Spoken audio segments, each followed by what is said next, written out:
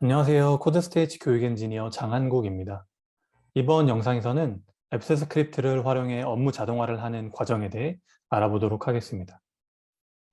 우선 업무 자동화를 위해 앱스 스크립트를 사용하게 된 이유에 대해 짧게 설명드리고, 이후 앱스 스크립트가 무엇인지와 앱스 스크립트로 할 수 있는 것들, 마지막으로 앱스 스크립트의 간단한 내장 함수들을 활용하여 업무를 자동화하는 로직에 대해 순차적으로 알아보도록 하겠습니다. 우선 앱스 스크립트가 무엇인지 알아보기에 앞서 제가 왜 앱스 스크립트를 이용해서 자동화 로직을 만들게 되었는지를 짧게 설명을 드리고 갈게요. 우리는 업무를 하다 보면 특정 데이터를 추가하거나 삭제, 이동해야 하는 경우가 발생합니다. 물론 처리해야 하는 데이터의 양이 작다면 굳이 자동화를 진행하지 않아도 되겠죠. 그러나 데이터의 양이 1000개, 많게는 수만 개가 된다고 생각을 해봅시다. 이를 모두 수동으로 처리하는 것은 굉장히 힘들 뿐더러 비효율적일 거예요. 저는 우선적으로 이러한 작업의 비효율성을 자동화를 통해 해결하고 싶었고, 자주 사용하는 업무 툴 중 하나인 구글 스프레드시트에서 효율적 업무를 진행할 수 있는 방향성에 대해 고민을 하게 되었습니다.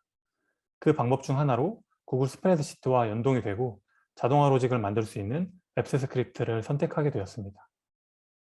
그렇다면 앱스 스크립트는 무엇일까요? 공식 문서에 따르면 구글 제품 전반에 걸친 작업을 통합하고 자동화할 수 있는 클라우드 기반 자바스크립트 플랫폼이라고 설명을 합니다. 글로만 봐서는 앱스 스크립트가 정확히 어떠한 일을 하는지 잘 감이 잡히지 않습니다. 그래서 제가 앱스 스크립트로 할 수 있는 것들에 대해서 간단히 정리를 해보았는데요. 앱스 스크립트를 활용할 수 있는 것들은 참 많습니다. 대표적으로 4가지 정도를 정리를 해봤는데요. 우선 스프레드시트를 자동화할 수 있고, 구글 캘린더, 구글 드라이브, 지메일 등 다른 구글 서비스와 상호작용이 가능합니다. 세 번째로 시트 내에서 혹은 시트 간 데이터를 복사 또는 추가, 수정, 삭제의 작업이 가능하며, 마지막으로는 외부 API를 활용해 애플리케이션 개발을 하기에도 용이합니다. 저희는 오늘 앱스 스크립트와 구글 스프레드시트를 활용해 특정 시트의 특정 값에 따라 데이터를 복사하는 작업을 자동화도 해보도록 하겠습니다. 우선 제가 미리 테스트용 시트를 준비해 봤는데요. 근무 현황 파악 시트에서 근무 형태가 재택근무인 인원들의 이름만 재택근무자라는 시트로 옮겨야 하는 작업을 진행한다고 생각해 봅시다. 지금은 데이터가 얼마 없어서 수동으로 복사하여 옮기는 작업이 어렵지 않겠지만, 앞서 말씀드렸듯이 데이터가 1000개, 10,000개가 된다면 어떨까요? 수동으로 일일이 옮기는 작업에는 한계가 있을 겁니다. 그래서 저희는 클릭 한 번으로 근무 형태가 재택근무인 직원들의 이름을 재택근무자라는 시트로 옮겨보도록 하겠습니다. 그러기 위해선 우선 가장 먼저 사용할 시트를 활성화하는 작업을 진행해야 하는데요. 앱스 스크립트의 내장 모듈인 스프레드시트 앱과 내장 함수인 getActive를 활용해 현재 작업 중인 시트 활성화를 해주도록 합니다. 추가적으로 2개의 시트, 즉 근무 현황 파악 시트와 재택근무자 시트를 모두 사용해야 하기 때문에 getSheetByName이라는 함수를 활용하여 어떠한 시트를 사용할 것인지도 명시해 주도록 합니다. 자, 이제 기본적인 세팅은 끝이 났습니다. 저희는 재택근무인 직원만 따로 재택근무자 시트에 옮겨주어야 하기 때문에 근무 현황 파악 시트에서 모든 직원들의 근무 형태를 확인할 필요가 있겠죠. 따라서 총 직원의 수를 자동으로 받아올 필요가 있는데요. 이럴 때는 값이 들어가 있는 마지막 행의 인덱스를 가져오는 함수인 getLastRow를 활용할 수 있습니다. 여기서 추가적으로 근무 형태가 재택근무인 직원들의 이름을 담아줄 빈 배열을 미리 할당해 주도록 하겠습니다.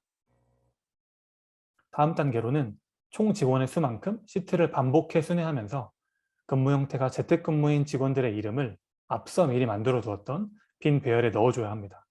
그러기 위해선 특정 셀에 값을 읽어올 필요가 있겠죠.